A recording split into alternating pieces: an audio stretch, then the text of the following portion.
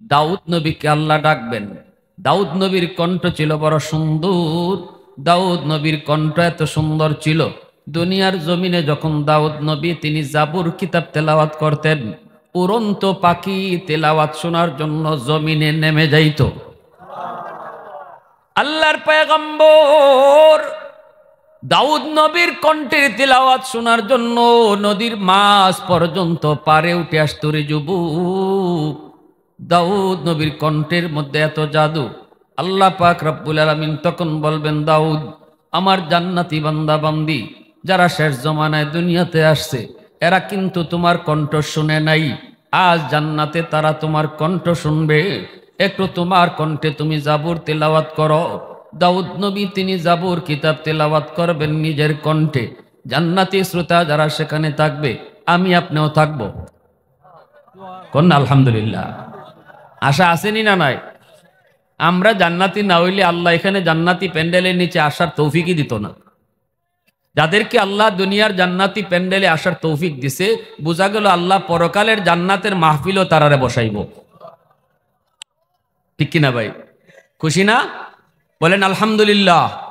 আরো জোরে আলহামদুলিল্লাহ। 1000 বছর জান্নাতীরা দাউদ নবীর কণ্ঠ শোনার পর তারা বেহুশ হয়ে থাকবে। এত সুন্দর, এত মজা, এত কণ্ঠ, এত জাদু সেই কণ্ঠের মধ্যে। আল্লাহ পাক জান্নাতীদেরকে বলবেন, জান্নাতীরা কি ব্যাপার, তোমরা তো সুরের তালে তালে নাচতেছ, সুরের তালে তালে তের হেলান দুলান করতেছ, তোমরা এর চেয়েও আরো সুন্দর কণ্ঠে তেলাওয়াত শুনতে চাওনি? মানুষ কয়, মালিক, এর চেয়েও সুন্দর তেলাওয়াত কেমনে হয় বুঝে আসে না, এর চেয়েও সুন্দর কণ্ঠ কেমনে হয় বুঝে আসে না। আল্লাহ কয়, শুনতে চাওনি? কয়, হ শুনতে চাই।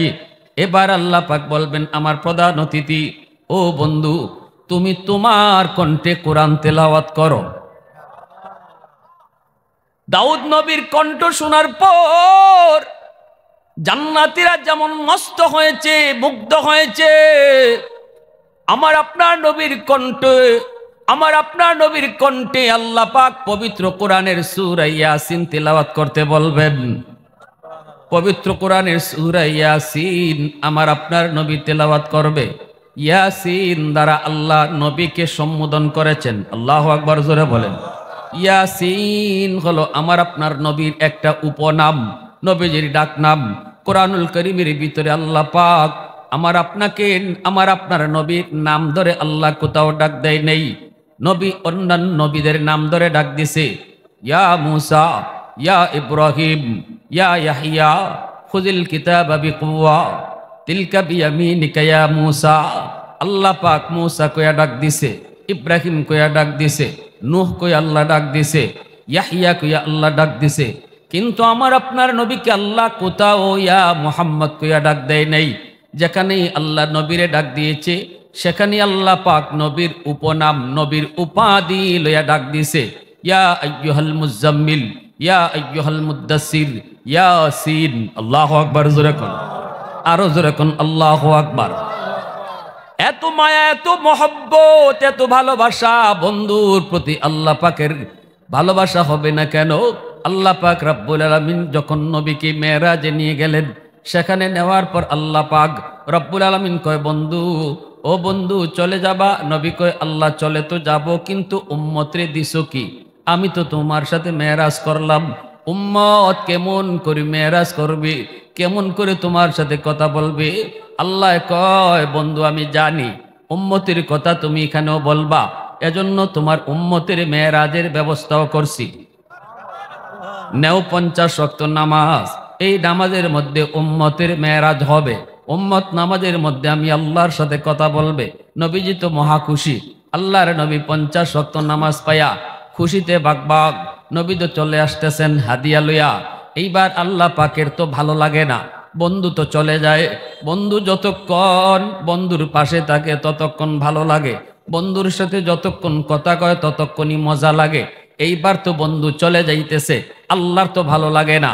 আল্লাহ পাক কয়, মূসা, ও মূসা, তোমার পাশ দিয়ে আমার বন্ধু যাবে, বন্ধুরে যাইতে দিও না। আমি আল্লাহর তৃষ্ণা মিটে নাই, এখনো বন্ধুরে দেখতে মন চায়, এখনো কথা বলতে মন চায়। বন্ধুরে তুমি বুঝায় শোনায়া ফিরত পাঠাইয়া দিও।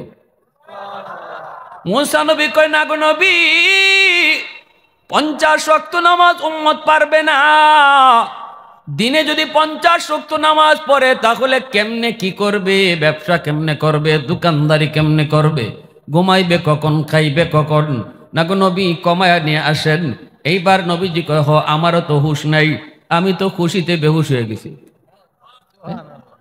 নবীজি গেছেন, আল্লাহ কয় বন্ধু কেন আইছো? নবী কয় আল্লাহ বেশি হয়ে গেছে, কমায়া দাও। আল্লাহ পাক কয় বন্ধু নেও, 5 ওয়াক্ত কমাইলাম। 50 ওয়াক্ত থেকে আল্লাহ কয় ওয়াক্ত কমাইছে? রইছে কয় ওয়াক্ত? 45 ওয়াক্ত রইছে। আল্লাহ পাক কয় বন্ধু তো জায়গা ভালো লাগে না, ও মুসা আবার ফেরত পাঠায়ও। মুসা নবী কয় না গো নবী, হবে না, 45 ওয়াক্ত পারবে না, আরো কমায়া আনেন। নবীজি আবারও আসলেন। আল্লাহ কয় বন্ধু আবার কেন আইছো? নবী কয় মালিক পারবে না, আরো কমান। আল্লাহ কয় নেও, আরো 5 ওয়াক্ত কমাইলাম, রইছে 40 ওয়াক্ত। বন্ধু তো চলে আসে 40 ওয়াক্ত লইয়া। আল্লাহ কয় না, এখনো আমার মন ভরে নাই। এরে মুসা আবারও বুঝায় শোনায় ফিরত পাঠায়ও। এইভাবে নবী আইলেন আর গেলেন 9 বার। কয়বার? জোরে বলেন কয়বার? 9 বারে আল্লাহ 5 করে কমাইল 45 ওয়াক্ত। রইছে কয় ওয়াক্ত? 5 ওয়াক্ত। আল্লাহ পাক একবারই কিন্তু 45 ওয়াক্ত কমাইয়া দিতে পারে। বারবার আল্লাহ কেন নেওয়াইল? একমাত্র কারণ বন্ধু যত আসে ততই বন্ধুর কাছে ভালো লাগে। শুধু মন ভরে না, মন ভরে না, দেখতে মন চায়, কথা বলতে মন চায়। এজন্যই আল্লাহ বারবার নিলেন, বারবার আনাইলেন, কথা বললেন। রইল 5 ওয়াক্ত। আল্লাহ কই মুসা রে, 5 ওয়াক্ত লইয়া বন্ধু যায়, আবার ফিরত পাঠায়ও। মুসা নবী কয় নবী গো হবে না, 5 ওয়াক্ত কষ্ট হবে, যান যান যান, আরো যায় কমায় নিয়ে আসেন। নবী কয় আমি আর যাইতাম না। রইছে কয় ওয়াক্ত? আল্লাহ যতবার গেছি অতবারই আল্লাহ 5 করে কমাইছে। এখন তো রইছে আমার পুঞ্জি 5। আগের মতোই যদি আল্লাহ 5 করে কমায় তাহলে আর কিছুই থাকে না। না না, আমি যাইমু না। মুসা নবী মুস্কি হাইসা কয় নবী গো যান, আল্লাহ আমারে জানাইছে খালি হাতে আল্লাহ ফিরত দিত না। তবে একটা বুদ্ধি শিখায় দেই, এবার যখন আপনি যাবেন আল্লাহ আপনারে জিগাইব বন্ধু কেন আইছো? আপনি কইবেন আল্লাহ এতক্ষণ আমি আইছি, আমি কইছি কেন আইছি, এখন আমি কইমু না কেন আইছি, তুমি কও কেন আইছি। সুবহানাল্লাহ, জোরে কোন না, আরো জোরে কোন না সুবহানাল্লাহ। यासीन से मौला ने कभी उनको पुकारा, यासीन से मौला ने कभी उनको पुकारा, हामीम कभी और कभी तासीन इशारा, ये रमज़ो है कुछ आशिक माशूक के माबैन, समझा है जिन्हें खल्क़ में एक सरवर कौनैन, समझा है जिन्हें खल्क़ में एक सरवर कौनैन। मोहब्बतेर आवाज़े कोन अल्लाहु আকবার হয় নাই? আরো জোরে আল্লাহু আকবার, আরো জোরে আল্লাহু আকবার। এবার নবী গেলেন। আল্লাহ জিজ্ঞেস করে বন্ধু আবার কেন আইছো? নবী তখন কয় আল্লাহ এখন আমি কইমু না কেন আইছি, তুমি কও কেন আইছি, কারণ তুমি তো অন্তর্যামী খোদা, অন্তরের খবর জানো। আল্লাহ কয় বন্ধু জানি 5 ওয়াক্ত উম্মতের জন্য বেশি কষ্ট হবে না, যাও 5 ওয়াক্ত লইয়াই তুমি যাও। তবে শোনো, যখন আসছই তখন আমি তোমার একটা সুসংবাদ দেই, উম্মতকে আমি আল্লাহ ডাইকা ডাইকা নামাজ পড়ায়া নিমু। আমি নিজে জিম্মাদার, আমি নিজে জিম্মাদার। মসজিদের মিনার থেকে মুয়াজ্জিন ডাকবে না, আমি আল্লাহ ডাকবো। আল্লাহু আকবার, আল্লাহু আকবার। আল্লাহ মহান, আল্লাহ বড়। আমি তাকে ডাইকা ডাইকা মসজিদে নিয়ে আসব। এ বান্দা তোর দোকান ছোট, আমি আল্লাহ বড়। বন্ধু ছোট, আমি আল্লাহ বড়। ঘুম ছোট, আমি আল্লাহ বড়। আয় আয় আয়, ঘুমটা বাদ দিয়া তুই মসজিদে আয়, বন্ধুরে বাদ দিয়া তুই মসজিদে আয়, দোকানদারি বাদ দিয়া তুই মসজিদে আয়। আমি আল্লাহ তোরে ডাকতেছি, আমি ডাকতেছি। এজন্য আল্লাহ কই বন্ধু তুমি টেনশন করো না, উম্মতের জন্য 5 ওয়াক্ত লইয়া যাও, তবে আমি তাদেরকে ডাইকা ডাইকা নামাজ পড়ায়া নিমু। জিম্মাদার হলেন কে? একটু জোরে বলেন কে? একটু জোরে বলেন কে? তাহলে মসজিদের মিনার থেকে মুয়াজ্জিন ডাকে না, মূলত ডাকেন কে? আওয়াজ দাও যুবক, কে? আল্লাহ ডাকেন, বান্দা আয় আয়, আমি আল্লাহ ডাকতেছি আয়। এরপরে যখন তুমি মসজিদের দিকে যাও না, তখন আল্লাহর কুদরতি কলিজায় বড় ব্যথা লাগে। আল্লাহ বড় ব্যথা পায়। আল্লাহ কই বান্দারে, এত মায়া করে তোরে বানাইছি।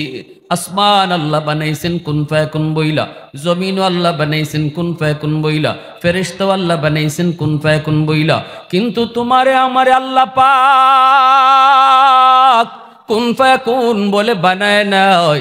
তোমাকে আমাকে যখন আল্লাহ বানাইছে, আল্লাহ বলে খালাকতু বিয়াদাইয়া, আমি আমার নিজের হাত দিয়া বান্দা তোমারে বানাইছি। কারণ এই চেহারার মধ্যে এত দামি কপাল, এই কপাল আমি আল্লাহ বানাইছি আমার সেজদার জন্য। এই কপালটা আমি বানাইছি আমার সেজদার জন্য। যখন তুমি সেজদা দাও না, তখন আমি আল্লাহর কুদরতি কলিজায় বড় ব্যথা লাগে রে বান্দা। এত মায়া করে তোরে বানাইলাম, এত মায়া করে তোরে বানাইলাম, কোনো সময় আমি আল্লাহ তোরে ভুলি নাই। মায়ের পেটে থাকতেও আমি তোরে ভুলি নাই, দুধ পান করার সময় আমি তোরে ভুলি নাই। দাঁত ছিল না, তোরে দাঁত দিলাম। শক্তি ছিল না, শক্তি দিলাম। হাত ছিল, ধরার ক্ষমতা ছিল না, তোরে ক্ষমতা দিলাম। পা ছিল, তোর হাঁটার ক্ষমতা ছিল না, পায়ে শক্তি দিলাম। যখন তোরে যা দেওয়া দরকার আমি তাই দিলাম। আজকে আমি তোরে ডাকতেছি, আয় আমার ডাকে আয়, কিন্তু তুই আসলি না। তোর না আসা দেখেও আমার কুদরতি কলিজায় বড় ব্যথা লাগছে। আল্লাহ কয়, বন্ধু তুমি যাও যাও, আর উম্মতকে বইলে দিও, যদি তারা 5 ওয়াক্ত নামাজ পড়ে আমি তাদেরকে 50 ওয়াক্তের সওয়াব দান করব। আওয়াজ দিয়া কন্যা সুবহানাল্লাহ। প্রশংসা করব কার? কার কদমে সেজদা দিব? আওয়াজ দিয়া কও না, কার? वहदत की हिफाजत नहीं बेकुव्वत बाजू, वहदत की हिफाजत नहीं बेकुव्वत बाजू, आती नहीं कुछ कामी हक ले खुदा दाद, आती नहीं कुछ कामी हक ले खुदा दाद। ऐ मर्द खुदा तुझको कुव्वत नहीं हासिल, जा बैठ किसी गार में अल्लाह का कर याद, जा बैठ किसी गार में अल्लाह का कर याद। ये सच है कि बातिल की तरफदार नहीं हम, गद्दार न समझो गम गद्दार नहीं हम। फूलों की तरह नरम मिजाज अपना है नाज़र, हम तीर नहीं नेज़ा व तलवार नहीं हाँ, हम तीर नहीं नेज़ा व तलवार नहीं हाँ। मुसलमानेर आवाज़े को अल्लाहु আকবার, आरो जोरे कोन अल्लाहु আকবার।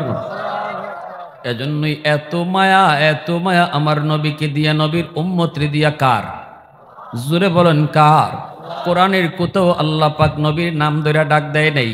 पवित्र कुरानेर सूरा यासीन, यासीन कइया नबीरे डाक दिसे। अल्लाहु আকবার। बंधु तुम्हारे दुश्मनेर दल तुम्हारे कय तुमी पागल। आबू जेहेल उतबा साहेबा तुम्हाके कय पागल।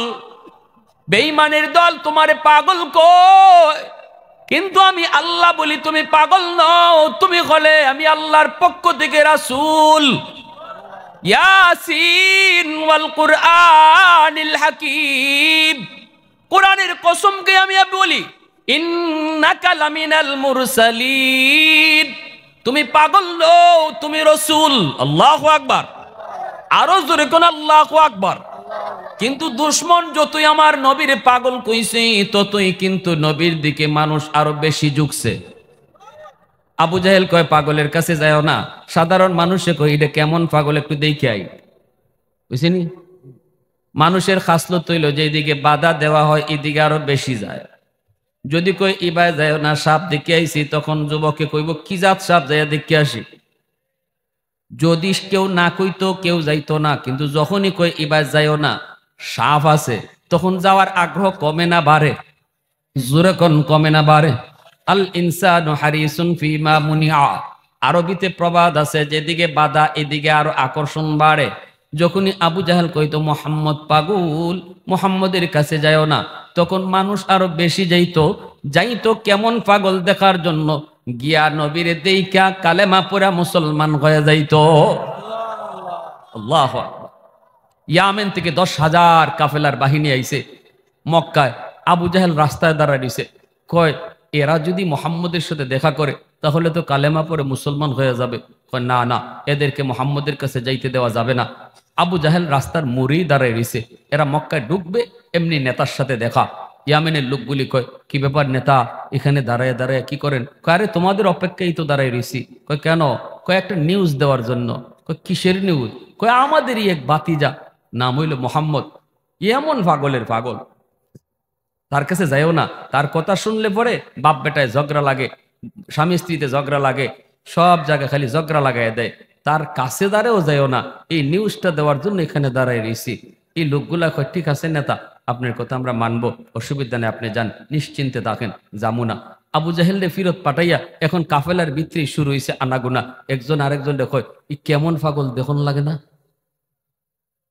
যে পাগলের কথা বাইয়ে বাইয়ে ঝগড়া হয়ে যায়, জামাই বউ ঝগড়া হয়, তো যেন তেন পাগল হইব না, পাগলটা একটু দেখে আসি, চলো যাই। সিদ্ধান্ত হয়ে গেছি গা, হয়তো নসুলের কাছে এরা যাইতোই না, আবু জাহেল পাগল কুইয়া এরার আগ্রহ আরো বাড়াইয়া দিছে। 10,000 কাফেলা ইয়ামেনের মক্কা খানায় কাবার সামনে আল্লাহর নবীকে দেখার জন্য তারা ব্যস্ত। আইসে দেখে নবীজি খানায় কাবার সামনে, আল্লাহর নবী নামাজে মগ্ন। আল্লাহু আকবার। নবীজির কাছে আইসা তারা পিছনে বইসা নবী কোরআন তেলাওয়াত শুনতেছে। কোরআন তেলাওয়াত শুনে আর কয় একজন আরেকজন রে কয় কিরে দোস্ত, আবু জাহেল কইল পাগল, কিন্তু পাগলের কথা এত সুন্দর হয় না। কোরআন কার কথা? জুড়ে বলেন কার কথা? আল্লাহর কথা সুন্দর কি সুন্দর না? আল্লাহর কথার ভিতরে কত সুন্দর, কত মাধুর্য, কত অলংকার, কত সুন্দর ভাষা। পাগলে তো এত সুন্দর করে কথা কয় না, এমনি কাফেলায় কয় না রে, এটা পাগল হইতেই পারে না। চেহারাটা একবার দেখ। নামাজ ফিরানোর পর যখন নবীর চেহারার দিকে তাকাইলো, তাকানো মাত্রই 10,000 মানুষ একযুগে বলতে লাগলো কোন পাগলের চেহারা এত সুন্দর হয় না, এই চেহারা পাগলের হতে পারে না দোস্ত, পাগলের চেহারা এত সুন্দর হয় না। আবু জাহেল যা বলেছে ভুল বলেছে, আবু জাহেল যা বলেছে মিথ্যা বলেছে।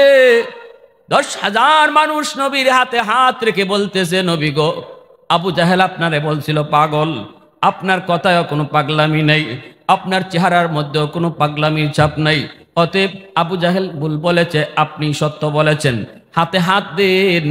এই মুহূর্তে আমরা 10,000 একসাথে কালেমা পড়ে মুসলমান হলাম।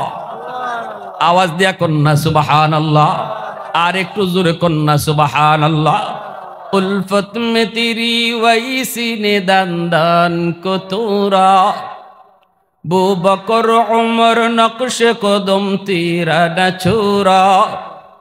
উলফত মে তেরি ওয়াইসি নে দান দান কো তোরা, বু বকর উমর নকশ কদম তেরা না ছোরা। ऐ उशाक नबी वाके असरार मदीना, सुल्तान का सुल्तान है सुल्तान मदीना, सरकार का सरकार है सरकार मदीना, गुलजार का गुलजार है गुलजार मदीना। अल्लाह ने मक्का ही में ये काबा बनाया, इस काबा का काबा तेरी मरकद को बनाया। अल्लाह ने मक्का ही में ये काबा बनाया, इस काबा का काबा तेरी मरकद को बनाया। ऐसा लम्हा जी चले जा राह मदीना, सुल्तान का सुल्तान है सुल्तान मदीना, सरकार का सरकार है सरकार मदीना, गुलजार का गुलजार है गुलजार मदीना। मोहब्बतेर साथे आवाज दिया कोन अल्लाहु আকবার। আরো জোরে আল্লাহু আকবার। এজন্য আমার ভাইরা, আল্লাহ পাক রব্বুল আলামিন কয়, বন্ধু এরা তোমাকে যতই পাগল কোক, আমি আল্লাহ তোমারে পাগল বলি না, আমি তোমাকে আমার রাসূল বলি, আমি তোমাকে আমার নবী বলি। মন খারাপ করবেন না, এদের কথায় কোনো মন খারাপ করবেন না। কিয়ামতের ময়দানে আমি আল্লাহ তোমাকে প্রধান অতিথি বানায়া সম্মানিত করব।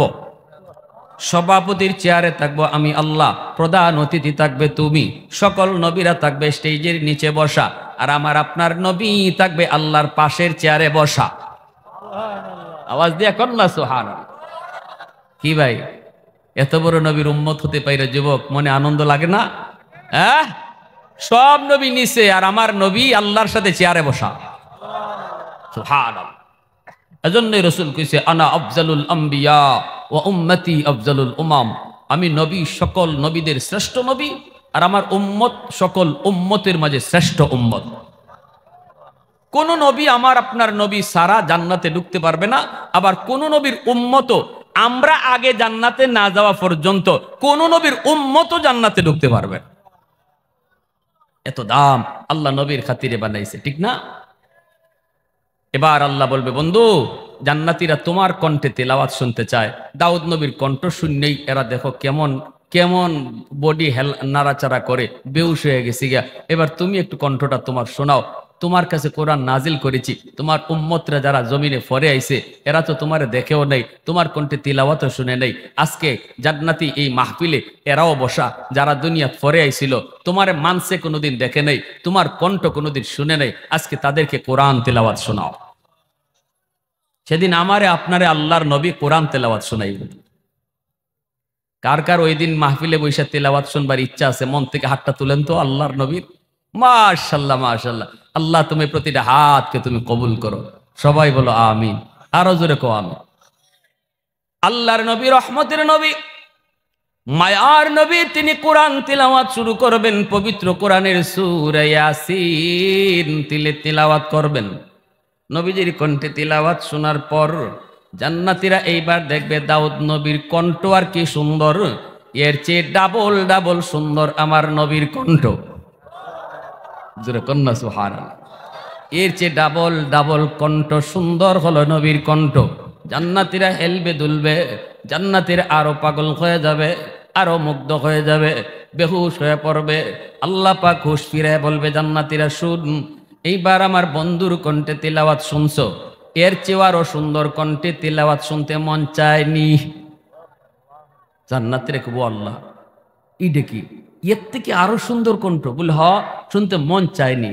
জান্নাতীরা কয়, আল্লাহ শুনতে তো সবই মন চায়, ঠিক কিনা? আরো সুন্দর। আল্লাহ বলেন, তাহলে কোরআন তো আমি নাজিল করছি, কোরআন তো আমি আল্লাহর কালাম, আমার বন্ধুর কণ্ঠে শুনছো, কিন্তু আমি আল্লাহর কণ্ঠে তো শুনো নাই। এবার তোমরা আমি আল্লাহর কণ্ঠে কোরআন তেলাওয়াত শোনো। সুবহানাল্লাহ, আরো জোরে কন্যা সুবহানাল্লাহ।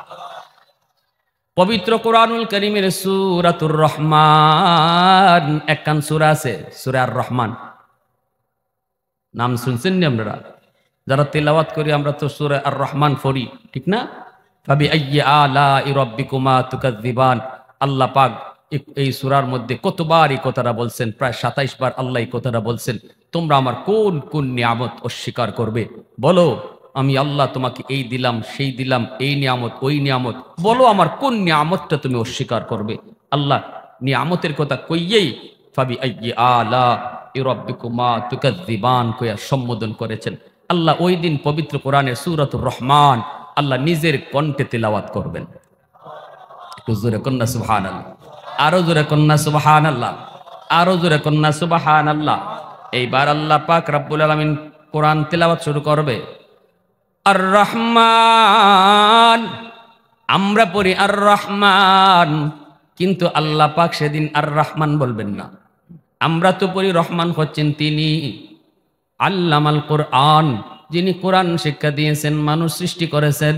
কিন্তু কিয়ামতের ময়দানে হাসরের মাঠে আল্লাহ পাক রব্বুল আলামিন ওই দিন সূরাতুর রহমান কেমনে তেলাওয়াত করবেন? আনার রহমান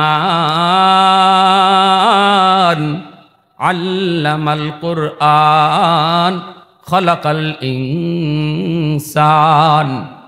আল্লাহ বলবেন তোমরা শুধু পড়েছো, রহমান হচ্ছেন তিনি যিনি কোরআন শিখাইছেন, মানুষ সৃষ্টি করেছেন। এইবার আমি আল্লাহ বলতেছি আমি সেই রহমান। আল্লাহ আনার রহমান, আমি সেই রহমান যিনি কোরআন শিখাইছি, মানুষ সৃষ্টি করেছি,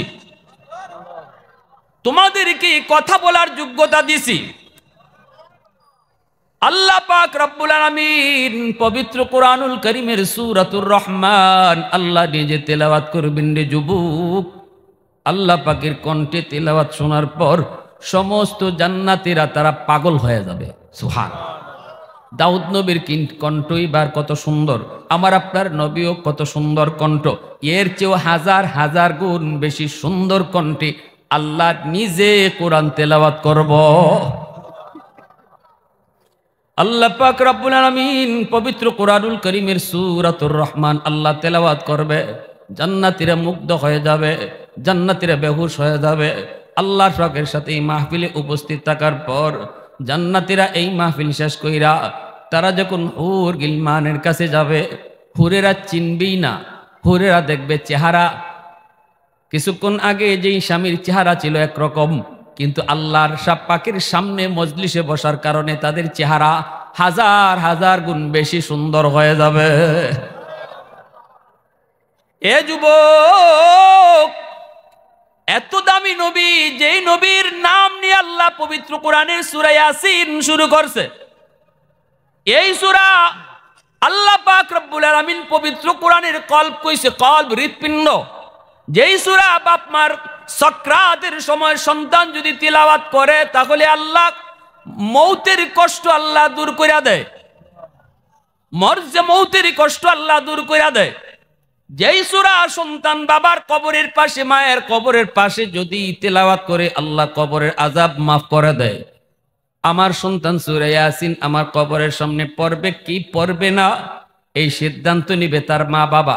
শিশুকালে যদি আমার সন্তানকে আমি মাদ্রাসায় পড়াই, শিশুকালটা যদি নুরানি মাদ্রাসায় পড়াই, শিশুকালটা যদি আমি তার কোরআন শিখাই, তবেই তো সে ইয়াসিন পড়বে, তাহলেই তো কবরের পাশে ইয়াসিন পড়বে।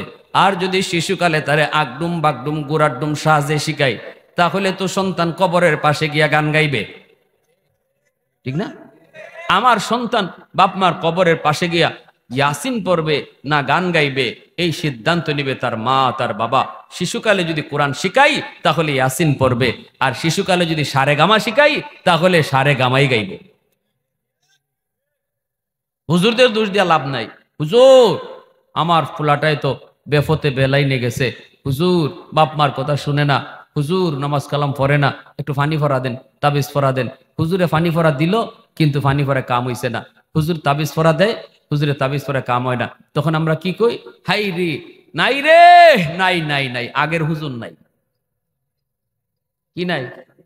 আগের হুজুর নাই রে, নাই নাই, আগের হুজুর নাই, আগের হুজুর নাই। আগের হুজুররা যে কোরআন পড়ে ফু দিত, এখনের হুজুর এই কোরআন পড়েই ফু দিছে। গন্ডগোল হুজুরের কাছে না, গন্ডগোল আপনার গড়, ঠিক না? জোরে কর, গন্ডগোল আপনার গড়। আপনার ঘরে কোরআন তেলাওয়াত হয় না, বাচ্চারে কোরআন তেলাওয়াত শিশুকালে শিখাইছেন না, আপনার ঘরে মাস চলে যায় কোরআন তেলাওয়াতের লোক নাই। দিন তো যায় যায়ই, প্রতিদিন ঘরে টেলিভিশন টাইম মতো চলে, নাটকও টাইম মতো দেখি আমরা, মোবাইলও টাইম মতো চালাই, গান ঠিক মতোই চলে, কিন্তু তেলাওয়াত চলে না। যার কারণে আমার ঘরে রহমতের দরজা বন্ধ, গজবের দরজা খোলা। হুজুরের ফানি ফরা তো যায় ঢুকতো, গিয়া দেখে আপনার ঘরে রহমতের দরজা বন্ধ, গজবের দরজা খোলা। কোরআন আল্লাহর কালাম, যেটা ফুদে হইছে ফানিত, যেটা ফুদে হইছে তাবিজো, এটা আপনার গজবের দরজা দিয়ে ঢুকে না। আল্লাহর কোরআন সবসময় রহমতের দরজা ঢুকে, রহমতের দরজা দিয়ে ঢুকে। রহমতের দরজা যদি খোলা পায় তবেই আপনার ঘরে হুজুরের ফুজায় ঢুকবো, হুজুরের তাবিজ পড়া ঢুকবো। যেই জমানায় হুজুরদের ফুতে কাম হইতো, ওই জমানায় মুসলমানের ঘরে কোরআন তেলাওয়াত হইতো। ফজরের পরে মুসলমানের ঘর থেকে কোরআন তেলাওয়াতের সুমধুর আওয়াজ শোনা যাইত। আসেনি এখন? জোরে মাতো আসেনি? হ্যাঁ, এখন ফজরের পরে মুসলমানের ঘরে ফাঁস দিয়ে গেলে মনে হয় সব মরে গেছে, কোনো আওয়াজই নেই। আওয়াজ তুই কোন রাত 2টা 3টা পর্যন্ত মোবাইল দেখলাম, মায়ও মোবাইল টিপছে, বাপেও মোবাইল টিপছে, ফুদ ঘুমাইছে মাঝখানো, হেরে যে ঘুমের দোয়া শিখাইবার কথা, বাচ্চাটারে যে ঘুমের দোয়া শিখাইবার কথা, তারে যে কালেমা শিখাইবার কথা, যেটা আমার মা চাচিরা এক সময় করছেন, যে বাচ্চা ঘুমাইবার সময় বাবা কালিমা শিখো, বাবা কালিমা কও, বাবা ঘুমের দোয়া কও, এগুলা নাই, শেষ। বাচ্চায় দেখে মায়ও একদিকে মোবাইল টিপে, বাপও এক ভাই মোবাইল টিপে। কি ভাই কষ্ট পাইতেছেন আপনারা? কি ভুল কইলাম? হ্যাঁ, রোগ কোন আনো, রোগ বুঝে চিকিৎসা দেও, খামোখা হুজুরের দুষে লাভ নয়। যেখানে রোগ এখানে ওষুধ দেও। রোগ আমার আসমানও, চিকিৎসা দেই জমিনও। আগুন লাগছে শেরপুর, পানি দেই ফরিদপুর। কুশিয়ার আর সব পানি, মনু নদীর সব পানি দেলাইলেও তো আগুন নিপ্ত না, কারণ জাগা মতো পানি না যে দেওয়া হইতেছে না। আগুন এক বাই, পানি লইয়া যায় আরেক বাই, ঠিক কিনা? গন্ডগোল কোথায়? গন্ডগোল কোথায়? হা, কষ্ট। ওই আমার এক হুজুরের মুখে শুনছিলাম, ফুলতলির সাপ, গড়ফরির সাপ, খাইতার সাপ, এরা তো ফু দিছেন কি ভাই, ওই যে একজন একজন করে আইছে তারারে ফু দিছেন না। গড়ফরি সাপে বলে কইতা, ওবা ওই ফুকুরও ফু দিয়া গেলাম, এখান থেকে পানি নিয়ে যাইও, খামই দিব। ফুকুরও ফু দিয়া গেছেন গিয়া, মানুষে পানি নিয়ে গেছে, খাম হয়ে গেছে। কেন কাম হইছে? ওই জমানায় মুসলমানের ঘরে রহমতের দরজা খোলা ছিল। তেলাওয়াত হইতো, মহিলারা তেলাওয়াত করতো, মা বোনেরা তেলাওয়াত করতো। ওই যে আমার আগের একজন বক্তা বইলা গেলেন, বিশিষ্ট ওয়ায়েজ, সুপ্রসিদ্ধ একজন বক্তা, যে মুসলমানের ঘরে এখন পুরুষে খালি সুদ খায় না, মহিলারাও সুদ খায়। খালি জামাইয়ের সুদে টেকা লাগায় না, বউও টেকা লাগায়। জামাইয়ের খবরই নাই, বেটি মুড়ে মুড়ে টেকা লাগাই বই রইছে। ধনী খালি এখন সুদ খায় না, গরিবও সুদে টেকা লাগায়। রিক্সাওয়ালার বউ 5,000 টাকা আতো আইলে কয় লাগাইলা, বুঝিনি কেন? হ্যাঁ, এই লাগাইলা লাগাইলা কইতে কইতে ঘর থেকে রহমত শেষ, রহমত শেষ। এই করে কোরআন ঢুকতো কি কইরা? এই করে সন্তান মারে মানবো কি কইরা? এই করে বাচ্চায় বাপরে মানবো কি কইরা? হে বড়ইয়া নামাজি হইব কি কইরা? ওইব কি কইরা? হুজুরের দুষ্যে কি হইব? এক লোক আইসে গরফুরি সাহেবের কাছে, হুজুর ফুকুর আপনি ফু দিয়া যান, ভালো কথা হুজুর, ঠিক আছে, কিন্তু আমার একই নয় না হুজুর, আমার একটা ফু দেন আমার জগের মাঝে, কাছের জগ। হুজুরে কয়, কে ফু তোমার একই নয় না? ওয়, কিন্তু আমার দিলে কিতা কিতা করে। ফুকুরের ই কুনাত আপনি ফু দিন, হি ভাই যায় কেমনে? সাবে কইন বলে, তুমি জড়ো বালা করে জগ ধরো, জগ বালা করে ধরো, আমি ফু দিতেছি। এটা কাছের জগের মাঝে 2 হাত এমনি ধরছে, আর গরফুরি সাহেবকে ফু দিছেন, কাছের জগ টাস টাস করে ফাটিয়ে সব পানি মাটি পড়ে গেছে। আল্লাহু আকবার জোরে কোন। আল্লাহর কোরআনের আসর আসেনি না নাই? আরো জোরে কর। এজন্য আমার ভাইরা বন্ধুরা বলতেছিলাম, আল্লাহর কোরআন সূরা ইয়াসিন এত পাওয়ারফুল, এত পাওয়ারফুল। এই যে মালদ্বীপ একটা শহর আমরা দেখি বিশ্ব মানচিত্রে, এই মালদ্বীপ শহরটা কিন্তু প্রথমে মুসলমান ছিল না, হিন্দু একটা দেশ ছিল। এই হিন্দু দেশটা ছিল, এই দেশে প্রতি বৎসর সিডর হইতো। বাদশাহ জ্যোতিষীদেরকে বলছিল, তোমরা গণনা করে কও কেন সিডর হয়, কেন জলোচ্ছ্বাস হয়, কেন এত পানি আক্রমণ করে। তখন তারা গণনা করে বের করলো, মন্দির আছে একটা, রাম মন্দির। এই রাম মন্দিরে যদি একটা মেয়ে লোক রেখে দেওয়া হয়, তাহলে সিডর হবে না, জলোচ্ছ্বাস হবে না, এটা একটা জিনের কারসাজি। এই অবস্থায় তারা মেয়েদেরকে তালিকা তৈরি করে প্রতি বছর মন্দিরে রেখে দিত, আর মেয়েটাকে সকালবেলা যায় লাশ আনতো, আর সিডর হইতো না। 1 বছর এরকম একজন হাফেজে কোরআনকে তারা রাখিয়ে দিছে, অথচ হাফিজ সাহেব মেয়ে লোকের পোশাক পরে বোয়া ছিল, বইনের পোশাক পরে বোয়া।